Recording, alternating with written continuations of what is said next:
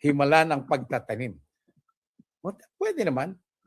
Pero ang tunay na himala po dito ay ang himala ng pagpapala ng Diyos sa isang pastor, sa isang mananampalataya na nagnanais makahikayat ng ibang mga tao patuloy sa pananampalataya kay Jesus, pagtanggap at pag-unawa na si Jesus ang Diyos at tagapagligtas, tutulungan siya ng Diyos.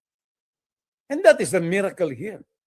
The miracle of God's granting of intelligence, of discernment, of knowledge. Yun po ang katotohanan dyan.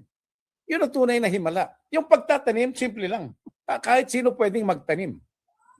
Pero yung maisipan ng pastor na isama sa pangangaral ang pagtatanim upang magkaroon ng pagkukunan na makakain ng mga tao, hindi lamang ito ordinaryong himala.